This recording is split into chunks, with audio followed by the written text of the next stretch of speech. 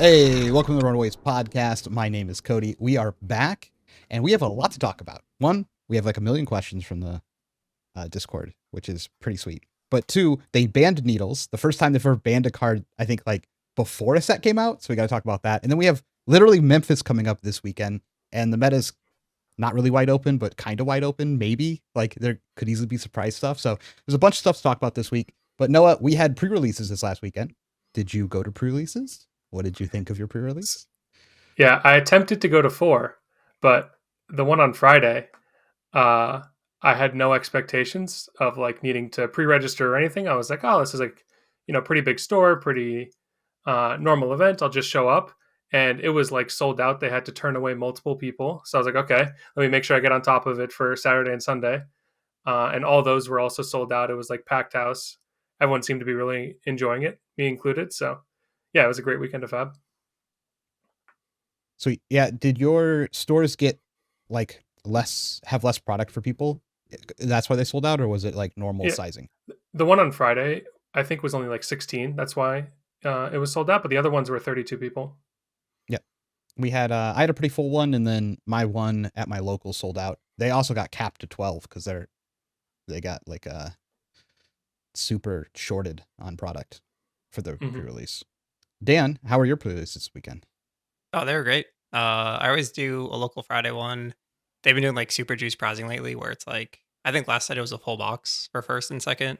This time it was like 16 packs, so there was like 3 undefeated, so we just split and we all got half a box, which is nice.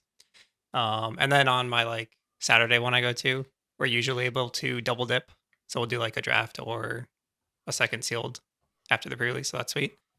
And then every set release, I tell myself I'm going to play on Sunday too. And by the time it rolls around, I'm just like, I'm so fried from like thinking through all these new cards and interactions.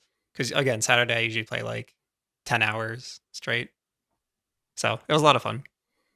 I didn't do any like work leading up to the event. So I was like playing terribly, not playing terribly, but like making inefficient plays because I didn't know like how to use my cards right and frying my brain thinking about how to use them. Yeah, I thought it was fun. I think the sealed format kind of sucks though. Like ultimately, as far as sealed formats go, it's one of my least favorite that I've played. Essentially, all of my sealed pools I opened and said, I can't play Fang. I don't have enough draconic reactions. Um, I guess I play Syndra because the Arachne stuff sucked. And then I won every game that I went second, and I lost every game I went first. And that was my whole tournament. And I only played against Fangs basically. So, Yeah, I felt like the pools were very limiting. Like, I think for Rosetta, you could kind of like, I guess Lightning was an exception, but at least you had two to choose from on the art side. The last time I felt this way was like Outsiders, where it's like you need specific things for these heroes, or you just play like, what was it, Arachne? I forget. yep, just play Um, Arachne then. it kind of feels the same, except it's not Arachne this time. Except first second is like way too valuable. Yeah, yeah, I want to explore it further. Like everyone was playing, like it was their first day playing Flesh and Blood, myself included. So like I have no idea how the format actually is, but I can see where that sentiment comes from. I mean, it's possible draft is better, and there's like ways that you can try and get around the go second advantage. So I'm not like writing off draft by any means, but I think the sealed format is pretty garbage overall. We I should mean, find out in Memphis. Yeah, Or like people hopefully none actually of like us find out. prepping Yeah, and I have no interest in playing no, sealed. no, at I meant like Memphis. we'll hear from the yeah, people yeah, who prepped exactly. for the event Hopefully, and put in the yeah, work to solve the format. yeah. We don't want to have any firsthand experience though. No, no, Yeah, no. when they when they look at like how many people played Fang and it's just like 75% of the room, they'll be like, okay, this format sucks. Like, cool. Okay, let's talk about the needle ban. The great thing that happened this week, if you can't tell, I have no issue with the needle ban, but LSS decided that before the set was released, before pre-releases even happened, they were going to ban a card, not a card You from the forgot reset, one important detail there, Cody. but an old card, needles. What detail? That it was also like a couple days before the event that they scheduled for release day before anyone even has cards. Yeah, so no one had cards. They banned Correct. it. But They to banned get a cards, you have to order cards.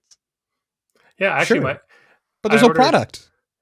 Yeah, I did order some needles and they arrived today, so right on time. I was excited. I got them. I ordered them right on time so that I could make Yep. sure that they arrive before Memphis. Some nice shiny rainbow foils. Well, You can run them in LL. Yeah. Honestly, I think No. Dak might be cracked at LL. No, but on a serious note about the needle ban, this is the first time that LSS has ever done this. This is now It's a not. thing. Oh no! Isn't it? If you'll recall, No. there was another There's a weapon few. that costs 1 resource and can attack for 2 damage. That was that also was banned. banned before a pre-release of a set due to the new set. Well, wasn't I Duskblade mean, it depends on how you banned? look at the timing. Like Duskblade was banned Duskblade before the set came out. was like the It's like exact literally the same. same. That's the exact same situation. Yeah, that's a good Yeah, one. pretty I was close. thinking of Stubby Yeah. Hammers. Yeah, they got to stop making one that for 2 that was weapons. Stubby was legal though, was it not? Yeah, Stubby was legal for 1 weekend. It was. Oh, yeah, it I'm was thinking of legal for 1 Blitz. Yeah, weekend. they banned it from Blitz and just left it in CC. That was so Yeah. goofy. It was actually it's a good parallel because Stubby was like they know this is OP, but they just Yep. like let it ride for a weekend. I think they maybe mentioned this in the article too. That they just like we're gonna let it ride. That's literally my only. Yeah. Good. I take exactly one issue with this ban, and it's unfortunately it's the result of them being so overwhelmingly transparent, which is a great thing. Like if they just like kept it short and be like, we banned this because it's broken, no complaints. But they like openly admitted that they just hope the player base would not find out that the most obviously broken card in the set is broken. Like that is just wild. Yeah, Yeah. my biggest beef. I just hope they learn from that. Like I don't Yeah. know. Like I think they got to change that principle of like, oh, let the players break the thing for one event, and now we broke the thing for one event. Why can't we play it? Yeah, there's like another universe where nobody decided to talk about it publicly. It was just like all completely hidden. And then what would they do in that timeline? Like, would needles have just been legal if no one said anything about it? And then 40% of the room shows up with needles. So that's the thing that's weird. It's just like the fact that it was posted publicly as the thing that prompted them to do the ban, as opposed to just like them going with their gut and knowing that the card should not be legal for a healthy format. You want to go, Yeah. Cody? I have another thing. I mean, I agree with the ban. I like the timing of the ban. I am not interested in going to Memphis and playing needles. I think it was way too powerful, and we had the deck done. We were playing Zen needles Just make the ban a week sooner. a week sooner. That was like world premiere. Like it's as soon as you could possibly do it. Make in it the- 6 in the months format. sooner. Like Yeah, you could have made it way sooner. they showed us the receipts. They knew 6 months ago. Sure, but if I agree with you, Dan, that they should have been aware that we were going to break it on day one. Yeah. I agree with that 100%. And had they been aware of that, then I agree they should have banned it before. Now, in the timeline where they still thought, oh, maybe only like 10% of the people will figure this out, I think that's ridiculous. But let's say we're still living in that world. I actually think they banned it very fast and as soon as they possibly could, given they're like, okay, we were wrong. You guys found it right away. Let's get rid of this. Like, this is going to be. Oh yeah, no. miserable. I'm with that take as well. Like for sure, Okay. it should have happened. Like don't let it go farther. Yeah. Absolutely, do not let it go farther. I'm fully with you there. I just think that mindset is just like. Absurd. Yeah, I agree. I agree. The mindset is completely wrong because Yeah, I like completely agree, this though, was like, very what- obvious. At some point, it has to be banned, and the sooner the better.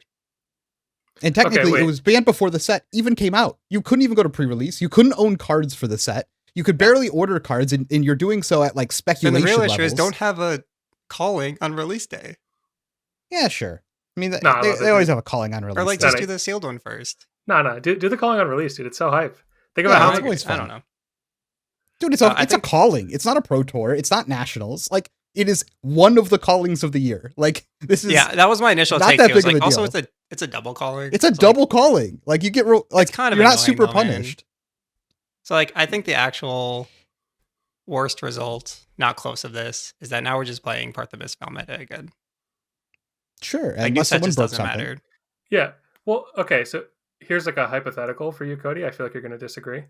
But if there was another example where maybe LSS didn't actually catch it, like they weren't aware of it beforehand, and there Mhm. was this deck as broken as we think the needle deck would have been, do you think it's a good timeline that that deck like terrorizes a format, or do you think that and if it did, would they like ban it a week later, a similar fashion to this, where it's like emergency ban?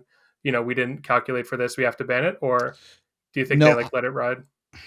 I personally feel like, man, it would have to be really powerful. And the needle deck was very powerful, but there were decks that were good against it or decent against it. So it wasn't like complete. It wasn't like Verdance and LL. Like while there were some decks that were good against it, that completely just broke the whole game. So it made sense like immediately ban it right after the tournament. Like we don't actually want to play against this. I think the fear was if they let it out into the wild, you played it at Memphis, then they're like, we kind of have to keep it for RTN season now. We can't just like ban it right away. That feels real bad. Like it's for Memphis, and then like the day after Memphis, like okay, now needles are banned. I think that kind of feels way worse than banning it 2 weeks beforehand. Yeah, like Upsticks would have been like a $10 rare. Dual threat would have been like $80. Yeah, and now you're like impacting people after they've started to invest into the set as well. I think at that point they probably just let it ride out RTN season and then ban it after RTN season. Is personally how I think they would have done it. Which I think they said in their article that was their plan, was just like kind of let it run. Hopefully it only like picks up the last 2 weeks of RTN season, then they can ban it out. Yeah, I'm not sure what Noah's trying to get at, but I agree. It's like So- one or the other. okay, Like either so you this is what I- do this it is what I was up front, trying or to it's say. like the damage just keeps escalating. Yeah, no, I'm hoping this is where you're going to go, because I feel like if we had a situation like that, it becomes like, do you remember Lexi, where this is before they changed the LL point system, where you couldn't LL like the second you hit 1,000, and that was Yeah. like a terrible season. I feel like we saw huge attendance drop offs. People were like, okay, obviously this deck is OP. No one It's would do already that. LL'd. Why are we still playing this? So that's where I was getting at. That I think that the fact that they're going to do emergency bans like this, if they find that something is super broken, either they knew about it or we discovered it by playing at one event, that they'll step in and like, Superman save the day. I think that's like a good thing. So I'm kind of I glad think that they're that not. they have that lever. I think is good. I agree with you. Yeah. So that's Yeah. the one positive I'm taking. Yeah, I out think of like this, is that everything about this they're change not is like afraid to. positive. Yeah, exactly. If we just look at it Except for them objectively- oversharing how they make yeah, decisions. whatever. There was some mistakes. Nothing is perfect, but in the overall, it's positive in a sense that needles should be banned, and LSS is willing to ban them at any cost of there being public uproar. So I think that's like net positive. Yeah, This overall was win. not my attitude last week, so it's actually maybe a good thing that we took some time to decompress, because I was infinitely more salty. But Yeah. Oh, it I've happened calmed after down. we They need recorded to learn as from well. this though. Like So- they can't keep Yeah. doing this shit. This is fine. I mean, as far as things go, this is like less than a day one patch for like No, I for just like a mean the game. mindset. Like it. Sure.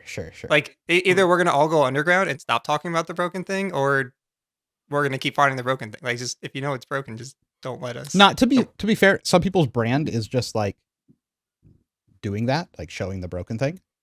So Right. there will always be people who share. Like you're not gonna not share. So I don't think that's actually an issue in the community. I don't know. I think if Now this they was- might not be aware of it, but if they're also not aware of it, then most people aren't aware of it, and then that's completely fine to not share because it's not as obvious, it's not as public, right? I don't know. I think if that- you know I something's think that out of most of the range or people- broken, just ban it or don't print it. Yeah. I think also that it's not like anyone's doing FAB YouTube content as a full-time job. So Yeah. if they're like on a team before a pro tour and their team's like, hey, don't leak this thing, we think it's like the best deck going to win the pro tour, I think most people would like not make a video for 2 weeks. So Yeah. I think it actually is pretty reasonable to just like have something go under the radar if we're doing a set drop like this. Like, for example, with US Nationals coming up. I mean, it's not coming up, but on the schedule, it's listed that a set is coming out. Like the world premiere is the same structure as it is here, where it'll be coming out 2 weeks before the event. So we could have another similar situation of what happened, this time, where something gets found and then there's an awkward 2-week period of maybe no one will say anything. It'll just be a complete drought as people, figure out the broken stuff themselves. Well, let's hope it's not as obvious. Like this was like found out before anything happened. They just saw Upsticks and they went, needles. Like Noah and I literally PM'd each other like 30 minutes after waking up, spoiler warning. Yeah. And we're like, Upsticks. Mhm. Yeah. Send bugs. Like the whole set wasn't even released yet. Yep. It was like not like the world premiere wasn't finished, and there were already videos about Needle, like Needle and Upsticks going on. In a different timeline, someone would have had that as a spoiler card, and it would have been banned like 3 weeks ago. Yeah. Unlucky. I just thought it was funny. Like, Yeah. I don't know. Overall, I guess I'm happy with it. Like, I was kind of excited to play the Needle Zen deck because it's like absolutely bonkers, but like I didn't want to play a tournament where all I was playing against was all Needle decks. Like, that's not really that enjoyable. So, I mean, agreed, but also like this is like demolished my excitement for Memphis. Like, I don't want to play the old form. I tried so hard to make the new heroes work. I just can't justify them over the big four. Yeah, I think that's fair. I do think this tournament's kind of a little meh, but I don't think that has any real impact on how the meta will look going forward, because a bunch of heroes are about to rotate out. So it's like the meta can easily be saved pretty quickly after Memphis, even if Memphis is kind of boring for a meta. Yeah, it just and it kind of might feels not like be, Lexi to me again, like Noah was Yeah. saying, except these guys haven't even ult yet. but they will soon, Some of them. very soon.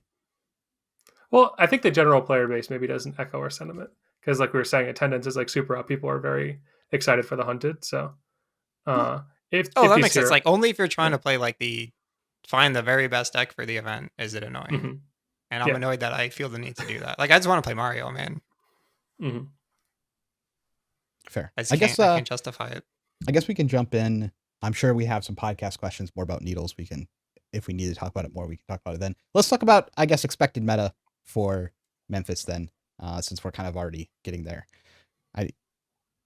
Zen is one of the best decks, right? Like, it's just, Like it should be the best deck, but are people gonna bring it? Like I don't even want to bring it.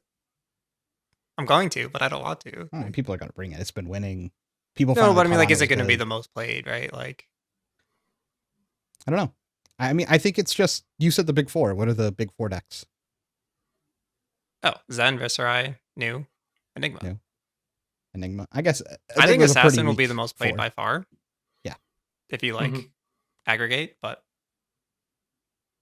I will say Yeah. this. People like Mario, which is Arachne Marionette for I people love who know, Mario. calling it Mario. People like playing the deck a lot.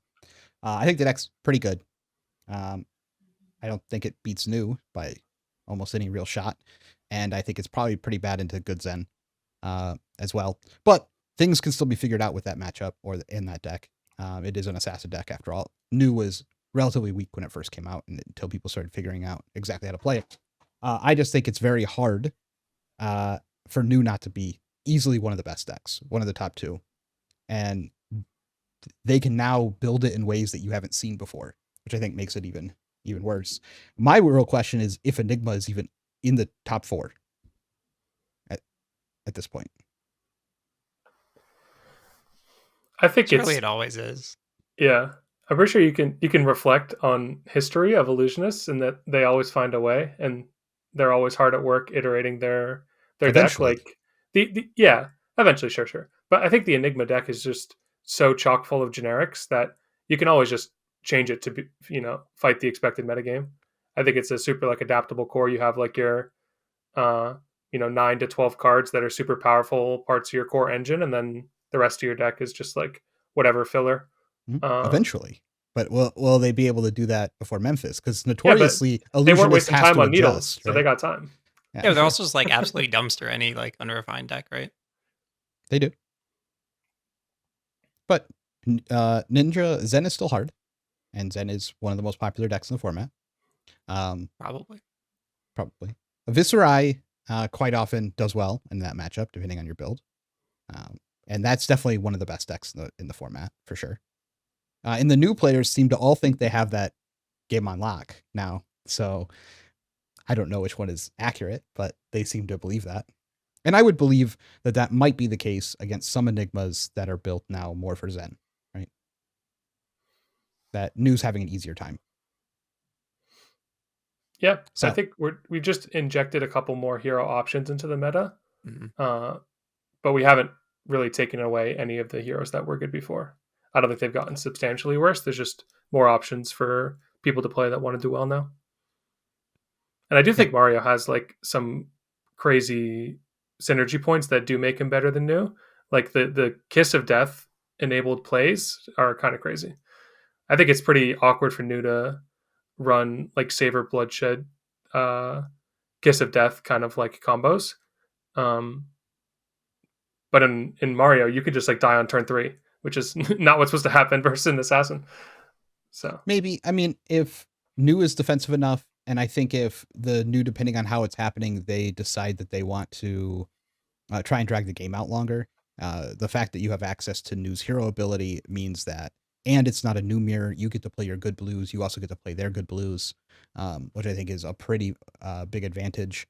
And then you also just get to play the entire Mistvale package on top of all that.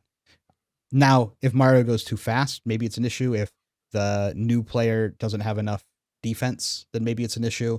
But that's assuming it's old new. A lot of the new decks that have like Flick Knives itself, and then it's using mark cards, then it can get super scary on top of that as well. Or ways to make the Mist Blades just always hit so that the blues always have go again. These are like all different ways that you could build it. And I think new has more tools. It might take longer, I guess, to figure it out, all the tools, if they do need to adjust. Mario's a little bit more straightforward. But new with that many tools should be better in the matchup, in my opinion. Yeah, I just think on a day one metagame, yep, decks that have a lot of reactions and like intricate rulings on cards that like if you're like us studying release notes and like preparing for stuff, but like there'll be some local people to Memphis driving over to the calling that can get surprised, and if you pick up a couple free wins early off of your deck being like tricky, I think that's bodes pretty well for tournament success. I think new is infinitely better in Zen though than Mario is, personally. Oh yeah, it's not close. Yeah, Simon's call. Like, that's it. That's like 50% plus win rate. Yeah, card's good. Other decks that I think are good but will probably not see any results are things like, I think Syndra is actually pretty decent. Someone for sure is going to spike with like Syndra or Fire. It's like the classic, maybe. like aggro deck's always going to like, they're going to get some like first time playing opponents, and then they're going to like high roll a little bit in their hard matchups because they just it's burn just, you out. I don't know that. Do enough people bring them for that run to go, because they are dogs into Zen. Well, maybe they don't know that because everyone's just playing against Ira and not. There's no Zens in the queue. But I'm not saying they're not going to bring the deck, but to perform right now, there would have to be enough people to overcome like its disadvantage into Zen. Also, their matchups into Viserai are not very good. Either defensive Viserai. I can't comment on the full aggro Ooga Booga version, but a more defensive one. They're have a huge inability to actually block the rune chance. So stacking the rune chance and coming in with something big while you're blocking pretty efficiently means that you're getting true damage on your rune chance a lot of the time, which causes the game to be a lot closer than it normally should be.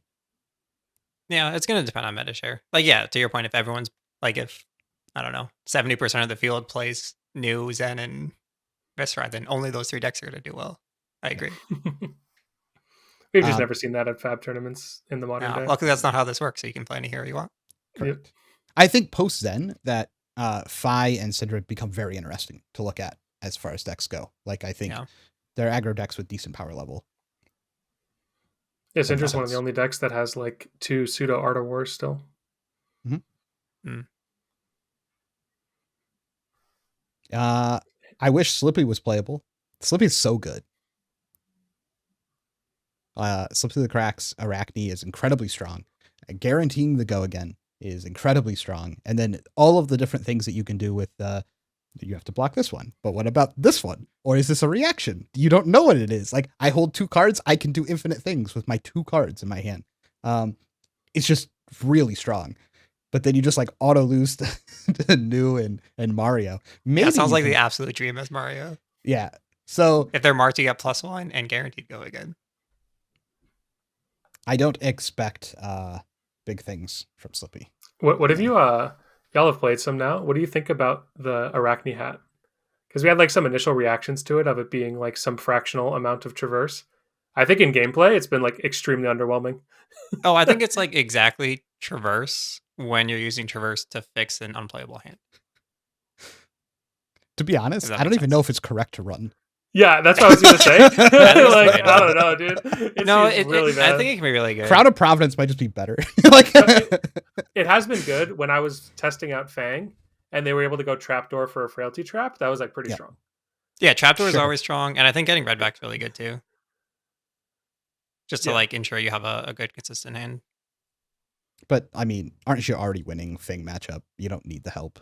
You just play frailty cards. And no, I think Fang actually like is pretty good into assassins. You can also you can also trapdoor to get the trap that marks in like every matchup. You can.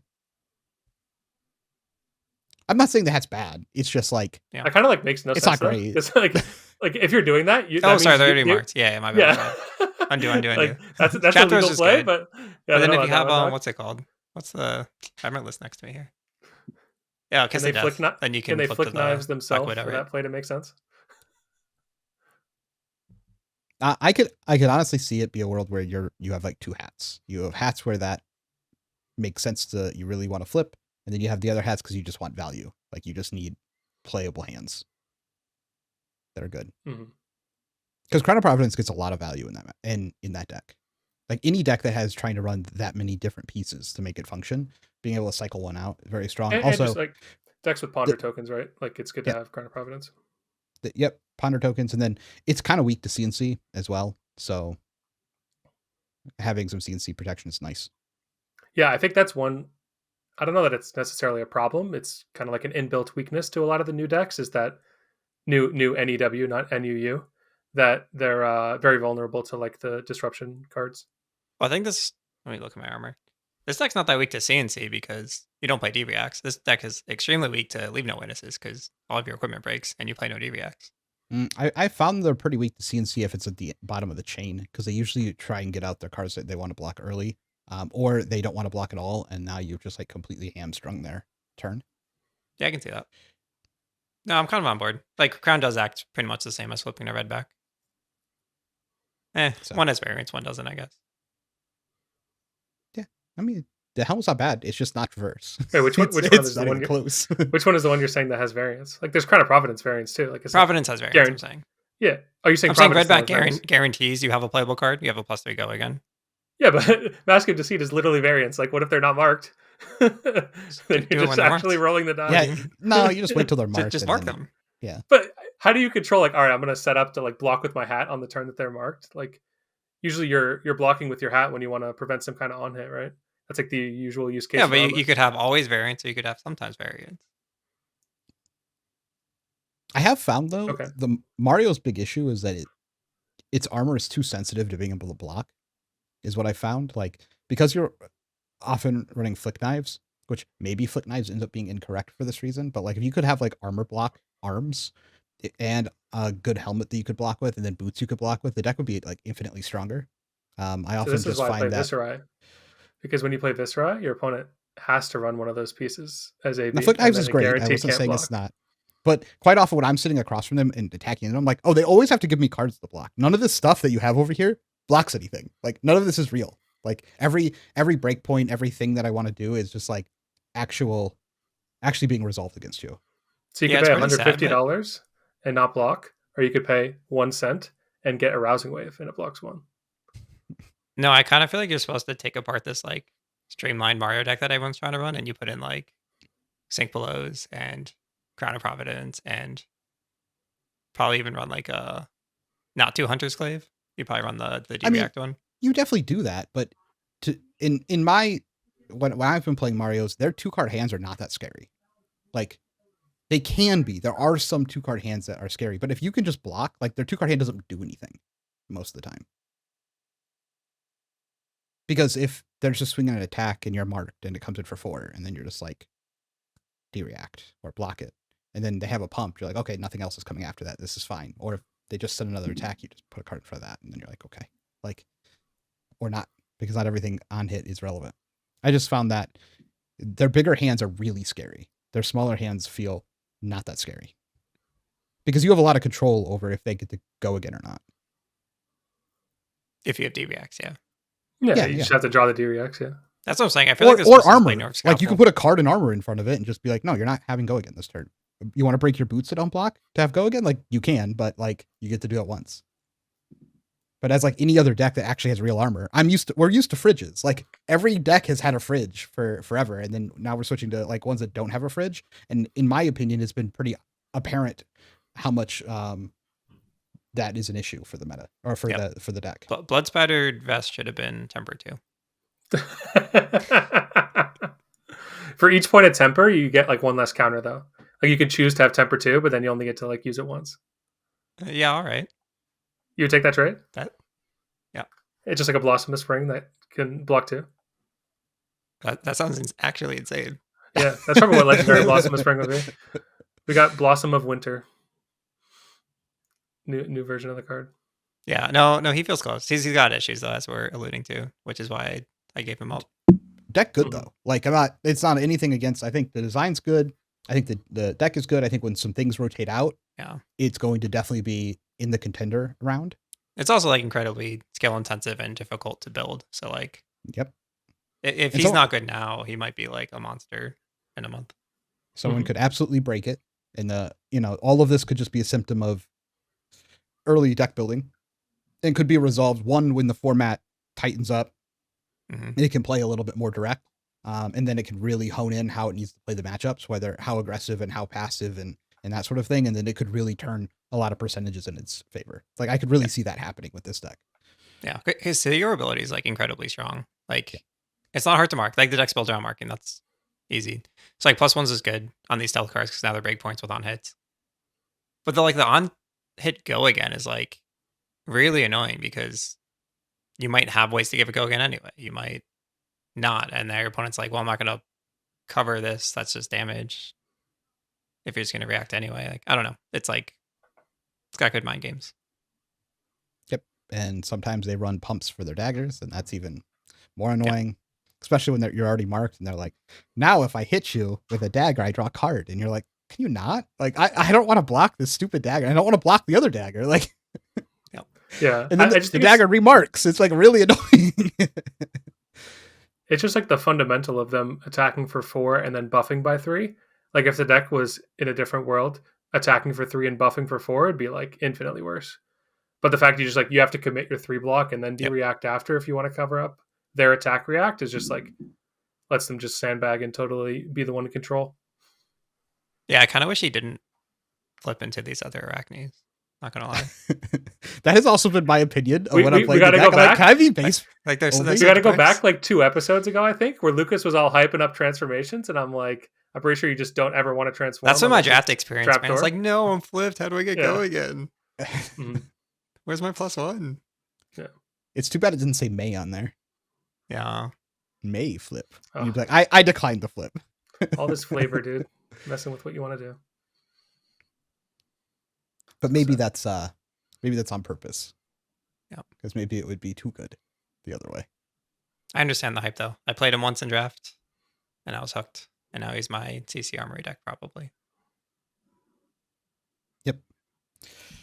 Cool. Any other decks we think could have some impact in Memphis? Kano. Maybe, yeah. Is Aurora just like a dead hero? I mean, she's was basically the most popular deck I feel in the last meta, and She no one's was, talking huh? about her now. Strange.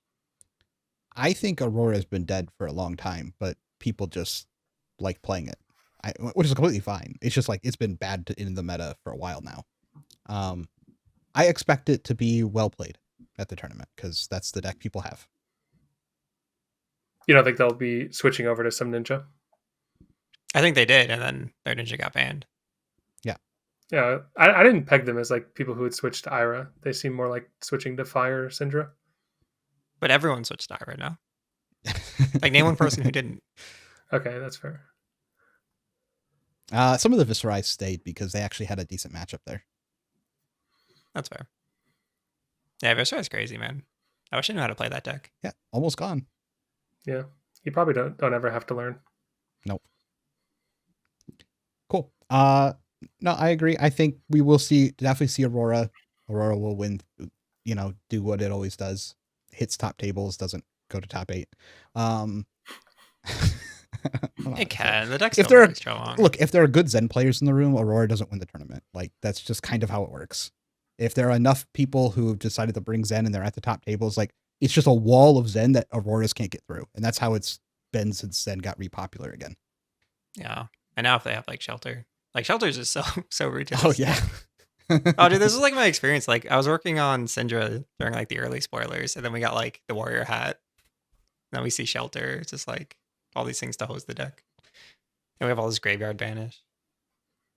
I mean, if Zen was not here, there's like a world where I'm legitimately just playing Fi. So Yeah. No, Five's the same thing. Like I'm like, oh, this deck's sick. It's like, oh, Passover exists. Oh, Assassin exists. Oh.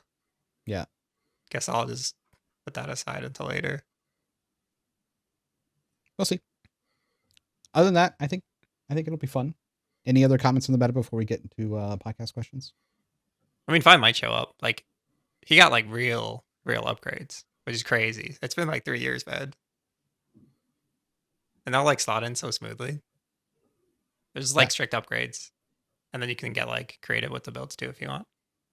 5 wins, basically immediately gets itself banned. Oh man, this fight neck's awesome. Get boop boop. The first week of RTN's gone. You're like, oh, that sucked. I think that's why they were fine with these cards being good in Fi as well, because it's like so close to running out. Like if it ever gets good, it's just gone in one season. Yeah, I mean, I think he just needed these cards too, though. Like, True. they're not even that pushed.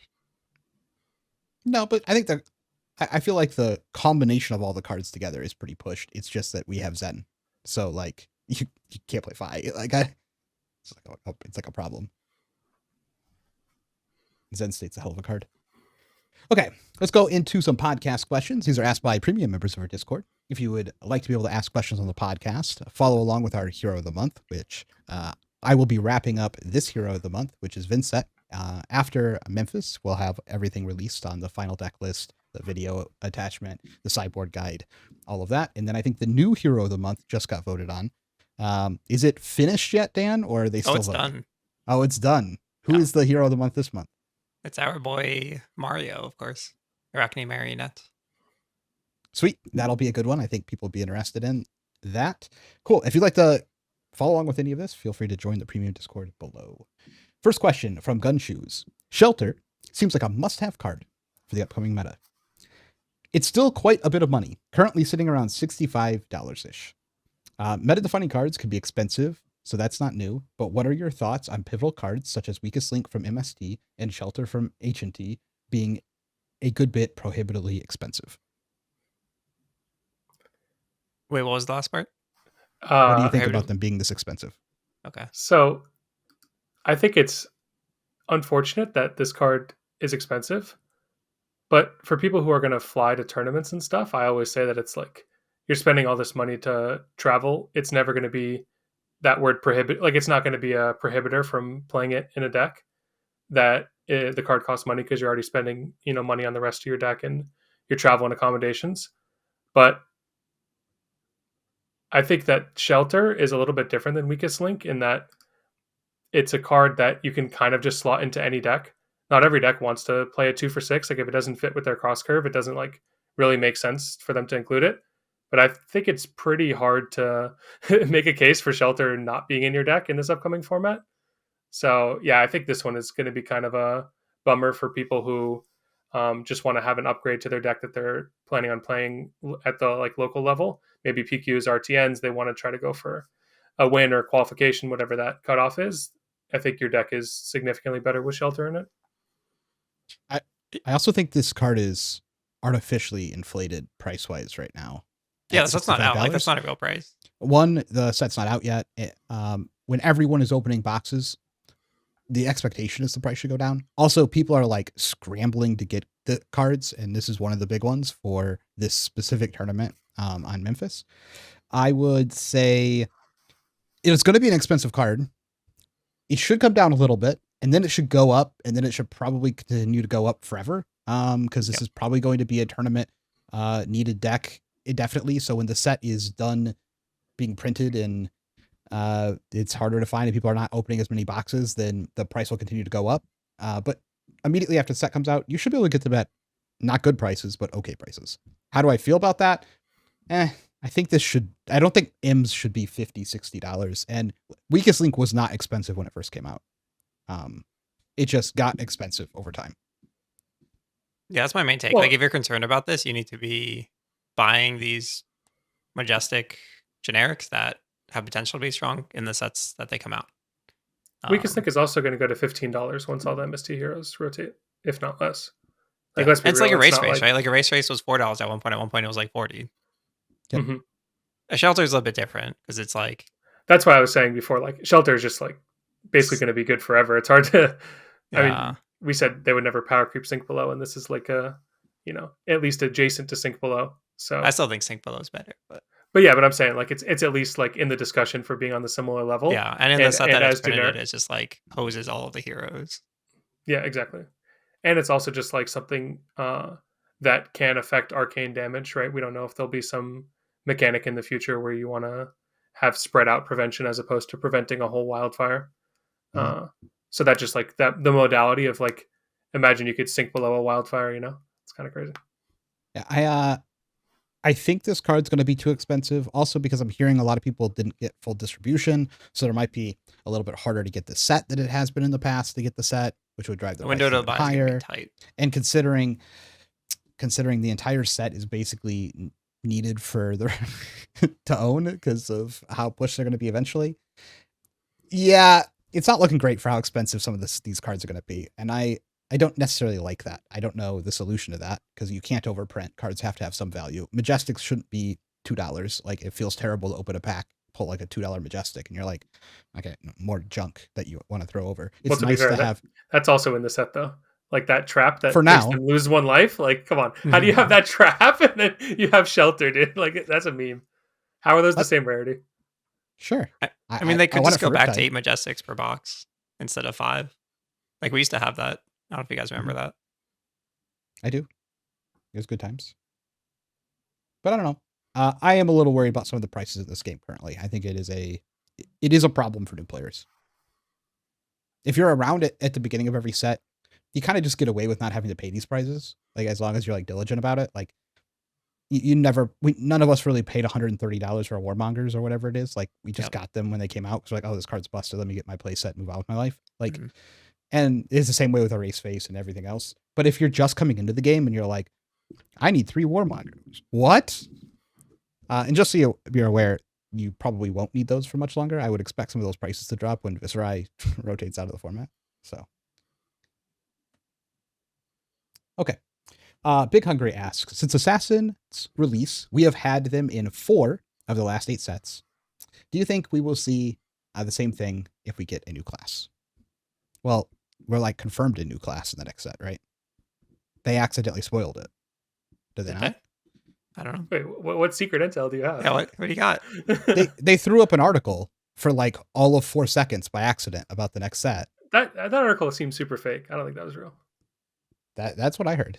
You think that was I like thought- an actual leak? See the Bro, fake that was a meme. I thought it was an actual leak. They're talking about green strip cards. Yeah, let's go. The title was all formatted, No. janky. It was like Yeah, it's real. lowercase title. It's Bro, there's it's no real way life. that's real. No. Everyone's already confirmed it. Okay. It's pirates for sure. 100%. Oh, okay. No, I thought this question was interesting because I feel like we've had these like cycles of like, for some reason, very preferred heroes on the development side. Like for the longest time, it was Guardians versus Runeblades. And then Illusionist came in, and then it was like nothing, and then Lexi or Rangers rather. They like Azalea, Lexi push, and now we're living in the Assassin and Ninja get all the push cards world. I don't think we've seen it as bad as the Assassins though. They just keep getting new Assassins No, and it's new like cards. It's so egregious. Like I don't know, man. And all the bans are on the Ninja side. I'm as hoping always. I'm hoping that they don't touch Assassin again for like another year and a half, like or longer. Unless it's removing things. Well, I think one of the things about Assassin is they're the class that has a lot of the split cards with other classes. So it's like as they're giving them support, they're also theoretically they're giving the other classes support too. The quality is just like not the same. I think some of the like Assassin Warrior split cards, for example, are pretty good this set. And we've seen obviously there's a couple good Assassin Ranger cards. So I hear. So yeah, I think that it's a good thing that they're catching Assassin up to speed in terms of card pool with the other heroes. So I assume that they'll continue to do that in the future as a new. I mean, as long as it makes sense with like the theme and flavor of the set, they're pretty good about that. I think they'll get the new heroes up to the card pool that at least makes deck building interesting when you're confined by the hero restriction from FAB. It was a pretty slow start though, right? For Assassin? For Assassin? Like yes. It was it was like unplayable for like a year, unplayable, right? Yeah. People messed around with Azuri. Azuri was like kind of playable. Yeah. Yeah. She at least once like we got had a Codex, strategy. whenever that happened, right? Yeah, that was Outsiders. Was it Azuri. one set release then? That set. Yeah. Yeah. Or was it 2? I don't know. Yeah, it's like Yeah, probably. heroes are just more interesting when they have a bigger card pool, I think. So having more sets that support a hero, getting them to a state where they're like at parity with the rest, I think is interesting. It's just unfortunate it's a hero that says you're not allowed to play the game. Why I play the game. Yeah, but they don't print good ice heroes, so they have to have some hero that stops the opponent from playing. Yeah. By taking cards directly out of your hand. Yeah. You want to play that? No, play that. At least Mario lets you choose your cards that you get rid of. Yep. Yeah, that's the nice thing. It's like it doesn't actually like feel that bad when Mario's like, you lose a card. I'm like, my choice? Okay. Yeah, the difference between Black Widow and Surgical Extraction is like night and day.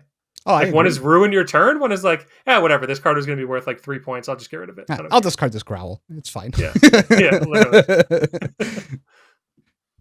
No. I think that feels way less bad. It still feels good to make your opponent discard, but it feels way less bad as a person discarding versus they're like Siren's Call, and you're like, I just want to scoop. I just want to quit playing the game now. Like, yep. Cool. Mike at Block Party asks, if you were to build a Victor deck to target the prevailing heroes, but completely concede the Enigma match, what are your chances of top 8ing at an RTN this season? I mean, I would start by questioning if he actually targets any heroes that are like prevalent. Yeah, I would say. I don't know. I think he could be built to beat a lot of the newer heroes. I would assume. Like you're never losing a clash these days. Everybody's playing like Weenie Hut attack and like infinite reactions and D-reacts and stuff. And you're just like allowed to play more defensively if you don't have to care about Enigma.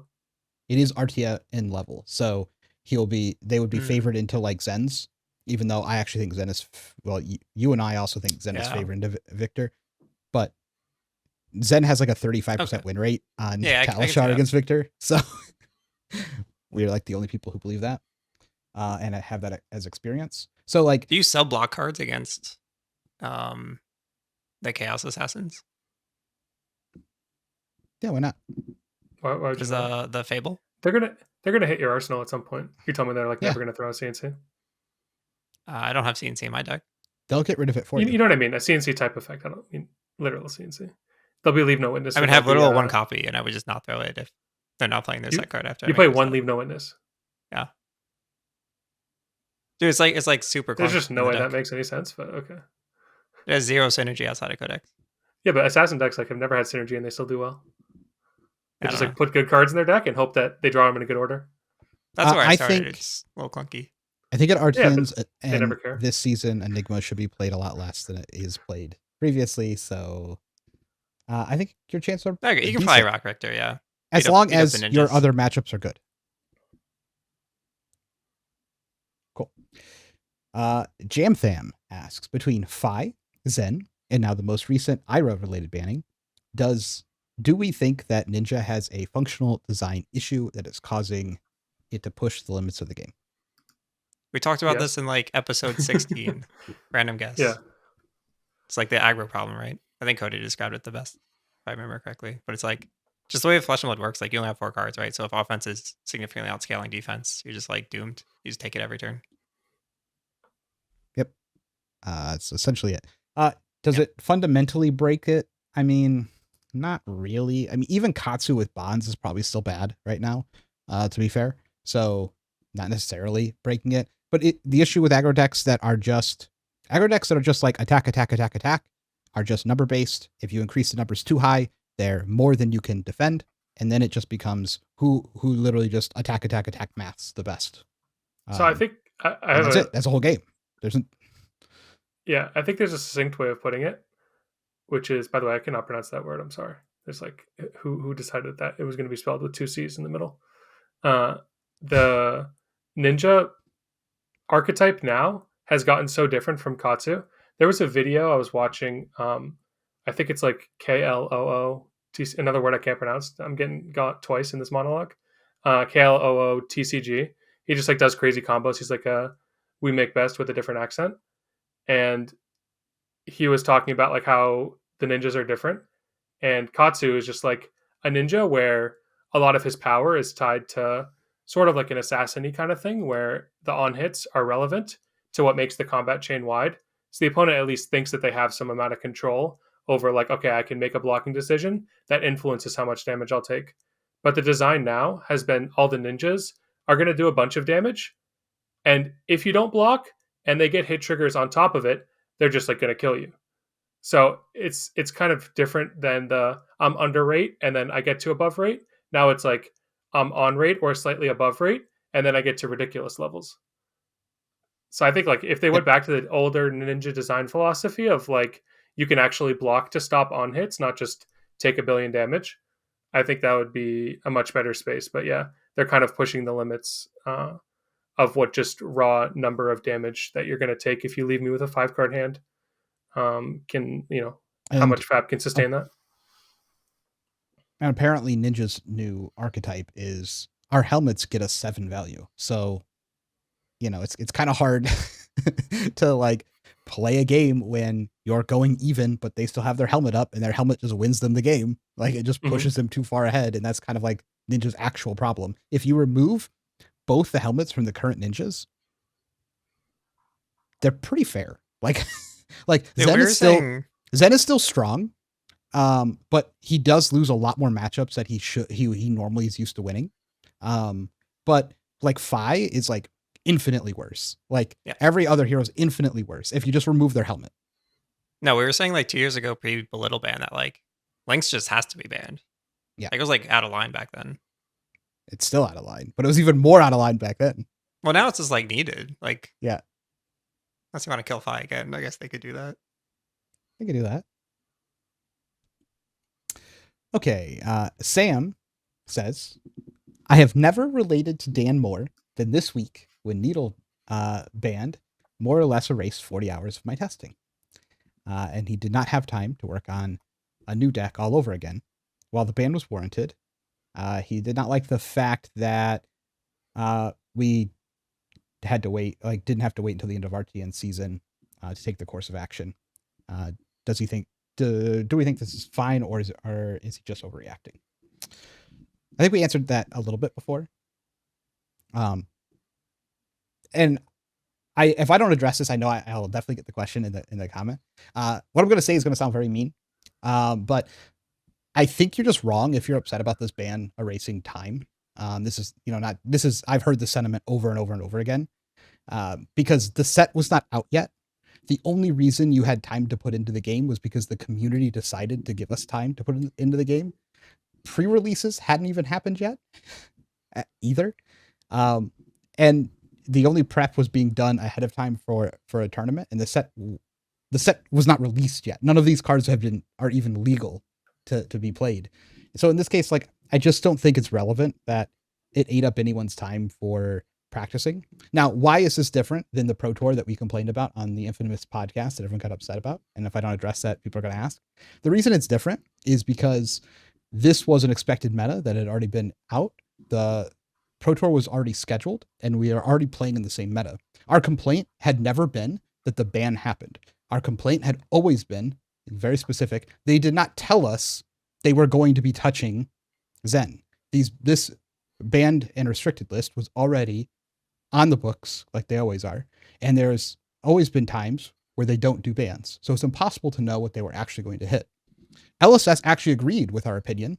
This is evident by the fact that the next time they had to do a ban that everyone was aware of, they actually told us ahead of time, hey, we know this is a problem. We're going to be banning it in the future, which is the only thing that we asked for in that situation, which is why I think this is different. I'm sure people are going to disagree, but I just don't think it's real to expect that the testing that you did before a set is released, before the pre-release happened, due to community tools only, like, is actually like any slight or that you lost any time. You were just trying to get ahead and you just couldn't. You just ended up not being able to get ahead. Are you like proposing that people do no prep? No, I'm saying you get to do prep, but like the set's not out yet. It's like, I guess I work with software, so this is normal. Like if the thing's not released yet, everything in it can change. Like none of this is like set in stone. None of this is expected to happen. Okay, like day one patches are normal. Bug fixes happening the day before happens. Part of it getting scrapped is like normal. Nothing was out. You couldn't physically buy the product. You couldn't they didn't take anything away from you other than like the time that you tried to get ahead on because we made community tools to allow that to be possible. Okay. Yeah. No, I see what you're trying to say, but I feel for you, whoever this person is, and anyone who is feeling this way. I just think like the biggest thing for me is that they're probably feeling like it's just like delegitimizing taking the game seriously. I think is like probably where this is stemming from. Because like the way to take the game serious, to do your best, is to test these things and buy these cards so you can play the best deck, right? Mhm. And then when that's stripped away for your release day event calling, that feels pretty bad. Like, why am I taking this serious if I can't, if it's like negative impact, right? I kind of get what you're saying, and I would agree in most circumstances, except for the product's not even on the shelf yet. Like, none of this applies until the set's released. Like, that's just like not how things work. Like, Yeah, but it's like, I don't know. Try to think from that perspective, though. It's like you put in all this time. You're like, wow, I have a I good did deck. I put in learned how to time. play it. I was going to play Needle's End. They banned it. I said, okay, and I just moved on with my life. Yeah, 'Cause, but like, like you have like 50 backup decks. Like not everyone Yeah. has that. yeah, but I'm doing work ahead of time that's not expected for me to actually even be able to do this work ahead of time. LSS in no way is expecting me to be able to start prepping the game yet. We're only able to even prep the set that's not released and pre-release haven't happened yet at a massive scale because we as a community made tools and then a handful of really, really, really great people updated that tool basically the same day all the cards came out. Like, this is like the community has decided to like do something outside of the purview of how LSS expect us to interact with it. And now like we're upset that we Well, found something early. Like, I'm not talking about like LSS right or wrong. I'm talking about this person's feelings. yeah, I'm just saying having that expectation of like, I'm going to do all this work before a set is even released and they're not allowed to like change anything. I just think is weird. So I don't think it's an expectation. It's like it's a rug pull. It's like you were feeling Sure. great, you're excited for this event, and then else is like, nah, you gotta figure something else out. I will clarify. This is not directed at the person who asked the question. I think the question's a great question. This is just directed at like the feeling in general. So, you don't think that the fact there was a event in Prague where the cards were like available in a sense of people have cards and we understand that these like this is the set we're going to be playing, you don't think that impacts anything? I personally don't think it's actually currently released. It's not on the shelf. You can't buy it. You could only get it by going to a world premiere. We could only play it en masse online because we have our own community client that even allows that. You can't spend money on the product unless you like are really like speculating outside of. I mean, theoretically, you could spend money, right? If you go to Prague and you enter yourself into every single sealed or draft tournament, and then like you effectively just bought product. And they didn't ban a card from the set; they banned an old card, and they banned it pretty quickly before like real prep mattered. Like you had not that much time between world premiere and the set actually being released. And this calling, while a calling and serious, is more of a celebrational calling than it is a true competitive calling. It has the same pricing, but the way of the brand new CC callings work is that they're day one released. There's supposed to be a type of professional tournament where you have a super limited amount of time to figure out how you're going to break the format or play the format, and then just go test those skills right away into an environment that like you're unfamiliar with. This is how all of these tournaments work and how they've always worked. You will not have enough time to break the format. And that just like compounds the issue of wasting. But that's the expectation. That the expectation going into a brand new release calling, the day of release calling, is that it's going to be a little wacky on how much knowledge you actually have and prep you have for the tournament.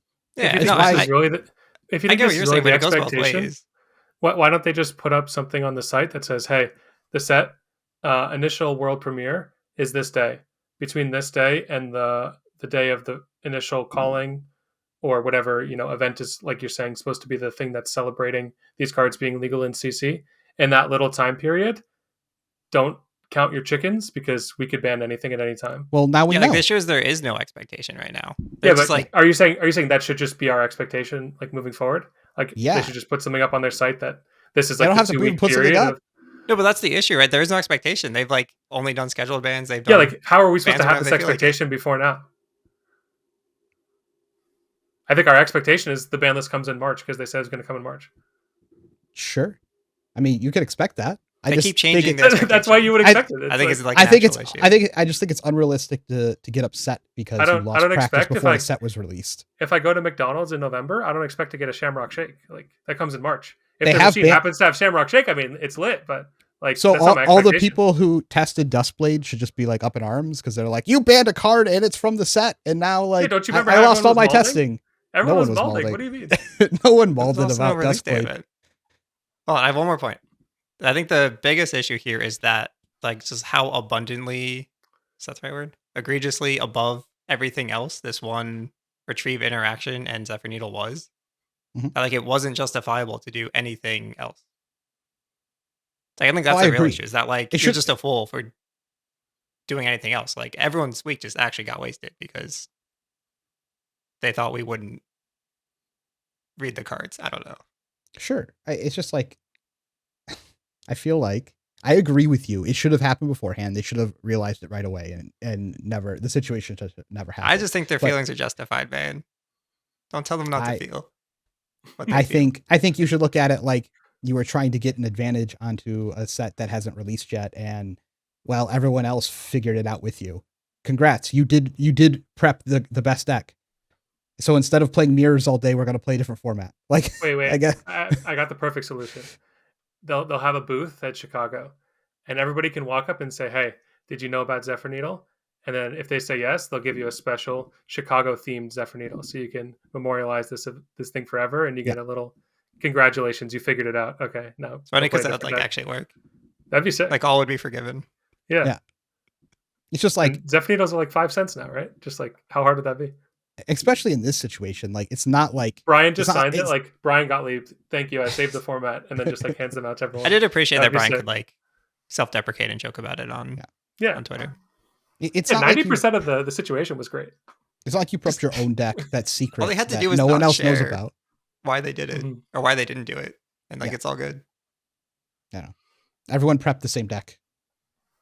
You would have lost to the Zen Needle deck anyway, because that's why we were going to bring it, because it beat Ira. So, so unless you were playing Needle Zen, you were going to lose to the other Needle Mirror. Congrats! No I one think has to they're deal right with to be this. upset. I don't know. I was prepping the deck. My expectation was I hope this gets banned the entire time. If it wasn't going to get banned at Memphis or before Memphis, we literally had a meeting where we're like, we're just going to complain about this for the next X amount of months until it's gone anyway. And then they banned it, and I was like, yay! Yeah, The thing it's that kind of everyone like realized is gone. I agree. Like once they're testing it, you should know that it might be banned any Yes. minute, but it still sucks. Sure. Well, now we know. If the Yeah. set's not out yet, you should take your testing with a grain of salt. There can be Speaking of- day wait. one patches. Okay, speaking of grain of salt, now we can get on a lighter topic on the next question. Thanks for the question. That was a good one. Dylan asks, what is the post-tournament dinner cuisine tier list? Oh, it's like the Ira tier list. It's sushi and everything big gap. else. Well, sushi usually Maybe like specifically steak? the I don't know. all-you-can-eat variety. Yep. Mhm. Yeah, so I think it's sushi all you can eat. Then sushi you have to pay a lot of money for, despite it still technically being all you can eat. Then it's some sort of barbecue, whether it's Japanese or Korean. Again, same tiering of all you can eat versus have to pay a lot of money for all you can eat. And then I think like Fogo style place, like Brazilian steakhouse. Or just nice Again, steak. same tier list. You're getting a theme about this tier list. And then I think after that is like if there's some cool, trendy, like local place. I think ramen's then- first. That's okay. Yeah, ramen I think goes fourth then on that tier list. Yeah, Mhm. ramen I think they actually have ramen above meat. above like the steakhouse. I feel like the steakhouse experience is like cool with a big group. It's always like infinite problems arise, so it becomes an interesting time. Yeah. The It's key a good here, Sunday. It's a good Sunday night meal, like after you're It's- done with the tournament. Yeah. The Wait, I key don't know what here we're talking about. is Korean barbecue I lots of have food. lower. Oh, you have Fogo is lower? higher. You have Fogo above Korean barbecue. Korean barbecue just destroys me for like an actual week. It's just not worth it anymore, man. Oh, okay. My body Do just you can't just get like handle low quality meat, or what's the problem? it. I just have You can't don't a cook the stomach. chicken long enough. he can't handle the salt. You can't handle the salt. I was making a joke, but It's maybe. not a thing. Yeah, I just had like an upset stomach for the following weeks. I don't know. Oh, okay. I guess maybe you just gotta have different meats then. I feel like Fogo gives me a way more upset stomach because they're like pushing the Yeah, food in your I face. don't know. I'm kind At of low least on with both of them, Korean, to be honest. you're low on both of them. So Hot what's pot's under OP sushi? though. Well, yeah, I think anything that just has an all-you-can-eat option where you can get unlimited meat, Mhm. and not have to feel like, oh wait, why am I spending all this money on this food? But Yeah, I it's what I definitely want. don't like Fogo on tournament nights. Like It's a Sunday night food. that's for a sure. Sunday night food. Yeah. But sushi is a tournament night food for me. Yeah, sushi's Friday night for sure. Yeah. It's like first night of the tournament. I want to go all you can eat sushi. I want to load up on carbs and fish, and then I want to pass out and wake up and still feel good. Like, Okay, yeah. So I think we figured it out. The ideal is sushi Friday, and then hot pot Saturday. So you get like team bonding, prepping for top 8, and then ideally you have the big steak dinner on Sunday. I think it's just sushi. yeah. My preferred is sushi as well. Okay, but like fair. Yeah, it's like Everything really else is not just close, in right? case you can't get sushi. Cool. Caloran asks, a few higher level players have expressed interest in Arachne Marionette. Why is the hero based entirely around variants seen as favorable? Is it because of the powerful abilities on most other demi heroes? Yeah, it's only been like 3 days, and the variance is already like really getting to me. I had like multiple draft games yesterday where I had no weapons and I flipped into Tarantula, or I'd have my opponent would now have an arsenal every time I flipped into the Vanish Arsenal guy. It was pretty bad. I think it's sort of like KO-esque, right? Where the variance is more of like a downside, and you just like try to play to your hero is powerful, so you just want to mitigate the variance as much as possible and have it like be potential upside, and then just your deck is powerful enough to live through the downside. I agree. You like play towards the coin flips. You're gonna have Mhm. multiple coin flips a game if you want enough of them. You win the game. I will say it's because the variance is weird, because in order to flip, they have to be marked. In order for them to be marked at the end, unless you're doing shenanigans to like mark them at the end because you want to flip, the only way you're flipping is because they blocked. If they block, they don't really have a card in your hand, so you're kind of okay with flipping because then you can actually take advantage of the ability. If they're getting hit, then they're no longer marked, and then you're not flipping, and then you're on the best Arachne side, so you're pretty happy with that result anyway. So like, it's like pretty favorable on either option. Now, occasionally it does happen where you accidentally flip in turns you don't want to flip, and now you're like in some bad spots. And I think that's where a lot of some of the skill of and matchup dependent is going to have to be adjusted to know like when you can do that and when you can't do that. But it is quite often pretty easy to be like, oh, I'm flipping here. That's fine. You blocked my cards anyway. Like I can take advantage of this. Yeah, but somehow. sometimes they block out and then you flip into Trapdoor, and then they pass. You're like, Sure. oh, I have no hero ability for the turn, Yeah, and all these Yeah, cards so I don't have go again. Like, I think that the key is basically getting to the root of this person's question is that we don't think the hero is good because of the ability to flip into other stuff. The hero is good because of the base form and the chance of having upside to flip into something if you're like in a bad spot. yeah, I was It's- gonna say yeah. it is a Yeah. good bailout option. Like, if you're behind in a Mhm. game spike, I'm just gonna flip Trapdoor and go plus a card. Like, it's chill. Yeah. And then sometimes you play against Zen, flip trapdoor, and still lose anyway. you will never let anybody say that a hero is good. Anytime someone says a hero is good, you're like, oh no, but they lose to Zen. Okay, now we can go to the next topic. That's literally You can't close been any my thought topic process the entire week after the That's ban. been- It was like, close oh, I'm gonna any play this. topic Like, oh, without but saying that then- they lose to Zen, dude. That's the problem. That I'm making the point. Impossible. People need to be aware. Zen good. Oh, dude, all your opponents, It's if really they ever annoying. beat you in the next tournament, have to say, hey, look, this hero beats Zen. It's not, you're Yeah. just like forced to go undefeated now. Dude, you can't have anyone saying that to you. some percentage of the time, everything beats Zen. That's fair. I guess you can lose Zen mirrors. Then it's okay. Anobi asks, are you guys going to Memphis? Yes. Nah, I don't think so. Unfortunately, Yeah, we will all be there. almost all the team is going to Memphis, as far as I'm aware. There's just a handful of people who are not. So if you are in Memphis this weekend, come up and say hi. Would love to talk to you.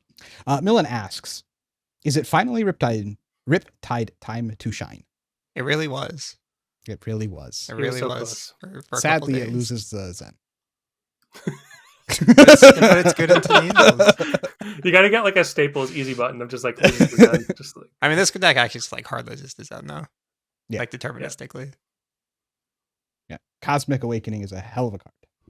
like, dude, Riptide was actually one of the decks that made me so demoralized about Fang too. I played into like the 73 card Riptide pile with 40 traps, and I was like, I actually just have to concede. Like, there is no way I will ever win this game.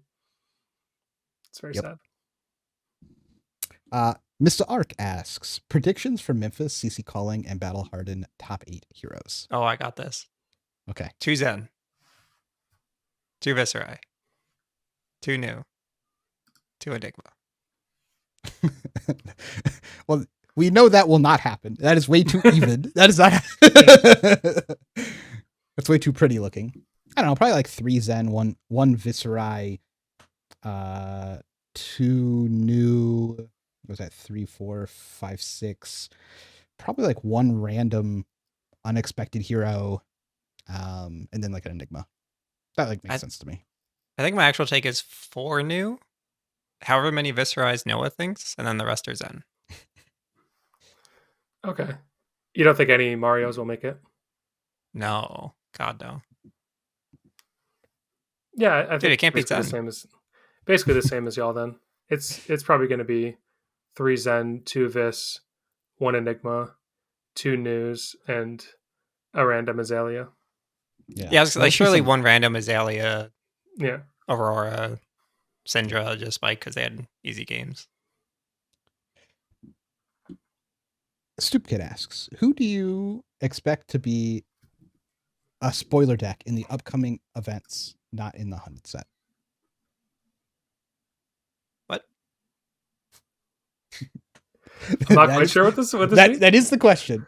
Who do you expect to be spoiler decks in the upcoming events, not in the hunted set? Maybe like spoiler like Dark Horse decks? I'm going to take Dark Horse in Non-hunted that are decks. not non-hunted Dark Horse decks. Okay. Why? Fi posts. If I gets the right matchups. Dude, Fi good. Ira good. Needle Ira's fine. Much better. People think Vincent is playable. I don't know if Cody agrees. Wait. Oh, Dark Horse. Okay. Yeah. Vincent is just preying on I don't people think not any of knowing how them to will. block. There's no Dark Horse. Sorry to say. Maybe Kano, because people are cutting AB. I think we get Dark Horsey after, like, in the middle of RTN season, or Yep. like towards the end of that. Once we like have a bunch of stuff rotate out, I think the meta actually gets a little interesting. I agree. It'll be chaotic. I think it gets pretty chaotic.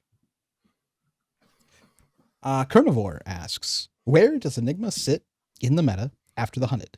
Is she still a terror, or is she put in check by the more aggressive decks added to the meta? Depends if Syndra and Fi are playable. If they end up being playable after things rotate out, I don't see any world where Enigma's like winning those matchups. Oh, I think she's Personally. still very winnable. Unless she can like pass over. Like she has to pass over. She has to Yeah, pass which over I don't stuff know. other Her ways. just like value plays are just on par or better now. And she has Nah, traverse. I don't think there's any world where it beats Fi. Because Fi always clears. Like there's like never a turn it can't clear. Yeah, but maybe you just don't need to clear. And you just went off of 1 traverse turn. Hmm. That, not I mean, saying that it is can- that's the Enigma value prop is just Mirror Guy plus Erase Face CNC, whatever, some kind of disruption after it. And then just try to ride that. Yeah, like Yeah, it I was feels- playing Fi a little bit before Hunted. And Maybe I you felt just like have a Enigma should fight. just win. You could also have like 5 turns where you like stumble on all reds, for example, and you like can't clear because of a shelter. Not anymore. Not anymore. No It still stumble now. happens. It's still No. possible for sure. Like that would just be like 2 to 3 head jabs pass kind of thing. I think I'm not saying it can never win the matchup. I'm just saying like it gets real gross for Enigma. I think if Yeah. those decks end up being playable.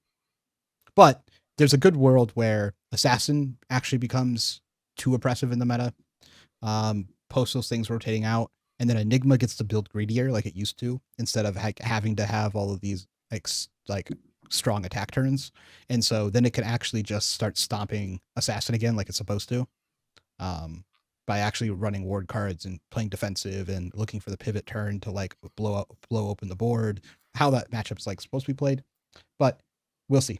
But that's like adjustment on adjustment on adjustment. I think Enigma has potential still. Wait, going back a question, we forgot the best Dark Horse deck once we hit RTN season and Zen and Viscerai go away. What's that? Hachidori. Hatchet Take down all the assassins. True. Like, actually, I'm not. That's like a joke, but not a joke. It's just like how two-handed warriors work. Like they just are fundamentally good into assassin. Yeah, and like Fang too goes up a bunch. Yeah, But exactly. he's hunted. The only problem is then people play Riptide, and that won't be fun. Tweedle asks, how do you think Viscerai holds up in the new alleged meta? More aggressive decks to race him down, more disruptive decks to nullify Mordred turns. He says it doesn't feel good to play him. Do you agree? No, I don't agree. I agreed at first, but I think you could just like, as I mentioned before about card pool thing, like Viscerai just has a huge card pool of options that he can use. You can still leverage some of the defensive tools. You basically just have to build your deck in a way where you present two different game plans of either wanting to be more defensive or wanting to be more aggressive. And I think the fact that decks have to play an AB slot if they want to AB you, or they have to basically say, I have to kill you quickly, otherwise I'm just guaranteed dead because I'm presenting no AB. And the fact that decks don't have as much of a fridge now.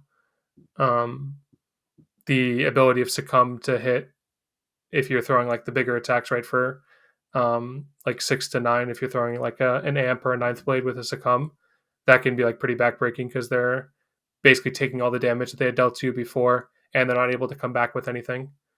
Yeah, I think he's still super strong. And the thing about like nullifying a Mordred turn, a lot of the Mordred value now is centered on Malefics already being on the board. You don't even necessarily need to play a full 5-card Mordred hand to still get like a lot of value out of the card on the turn cycle. Yep. I don't know. When I was, this might have changed, so you can let me know if it's different, but it felt like Viscerai would be a lot stronger if it didn't have to worry about the mirror. And it's like, yeah, it almost felt like the mirror pushes itself to be a worse deck against everything else to try and actually get an edge of the mirror. Yeah, it's really annoying. Like the mirror, just because of Face Purgatory's existence, you just like have to play the game so jankily, where you have to either sacrifice Grasp to play Vexing, and the Grasp is like helpful for hand fixing to ensure like Dirge is a starter to go first, the 3 block, or you have to play No Rune Boots. But then if you don't run creepers, then you lose the ability to like when they block with the Face Purgatory, you like respond with creepers and then get the cards out of your hand. So you lose like that line of play. And if you're playing like an AB based chest, like AB1 chest, if you like ran like Null Rune Rogue for whatever reason, you could do that. But then you're sacrificing obviously the tunic fixing. Like there's so many times where I'll have like 8 rune chants on board. And it's like, okay, if I have this tunic, I'm throwing Ninth Blade. If I don't, I'm just like setting it, and then who knows what's going to happen. Or I have to like engineer a different situation where maybe I have to block with the Ninth Blade because that's like how my like I have to block with some amount of cards. So yeah, I think you're just like really constrained by not running AB being very punishing, where you could just like die for no reason when you feel like you should be like, you know, at parity with your opponent. And then choosing to run a spot of AB means you're sacrificing like a vital function of your deck. And if your opponent is paying attention deeply and can recognize good spots to face perk, sometimes they're more obvious than others, but if they can get off a good face perk, I find that that's like usually the big difference maker in the winner, or yeah, the winner of the match. So it's kind of rough planning for the mirror when basically all the stuff I'm talking about is like the starts and play items. So it's like there's not really much you can do about it. It's just how the hands line up based on your equipment. If you just like always resolve succumbs for action points, who needs creepers? But if your hands don't line up like that, then it can be tough. Derp asks, can the name be coined Flippy for Arachne Marionette so that we have Slippy and Flippy? I feel like That's pretty good. the intention behind names is to make them like distinct, so we don't get confused. This is like why we do this. Like Kano and KO and Heavy Hitters Meta was the worst, dude. Like I always got those confused. We don't need to go back to that. And like new and new, Yeah, exactly. like just a normal word. The amount of I'm on times I board, sat though. down at tournaments and I'm like, what are you playing? And they said K, and I didn't know what the ending was. Yeah, exactly. And then they said K no, and I went, oh, okay, thank God. And then I moved on with my life. Like, no, or well, okay, thanks. Like we started calling it Dio because just saying like -io is too close to like -ie. Just say like Dio, Yep. so it's more distinct. Wait, So I agree. And The closer the names, the better. I like Slippy Flippy. the closer the names. They can the both be better. Lippy for short. You're just an anarchist. I mean, Slippy Flippy is cute, but Mario is just nice. I just I like do that. like Mario. I like Mario a lot. Like, why would that be an assassin's name? That's so silly. It conjures a lot of images, and it's kind of like, why are you calling it that? And then Wait, once you hold up. understand, it makes sense. If you think about it, Mario in the video game is kind of like an assassin. Like he slides into the castle, grabs the axe to kill Bowser. Like Yeah. you're telling me he's not an assassin, dude? He doesn't have the typical build, but like he gets the job done. He's literally sliding through pipes. That's like the most assassin-y activity ever. Mm. Jumps on Okay, people's Slippy it is. Mario's too close to the nose. head. I don't think that's an expression, but we'll go with that. Sure. Well, with that, I think we're too close to the nose. It's time to go, everyone. Goodbye. I will see you in Memphis. Please come by and say hi. Take care. So long. Yeah, we're getting rid of the envelope here, 7 but Envelope What we could do in here is go ahead darkness. and play the envelope. All 3 pitches of Envelope and Darkness.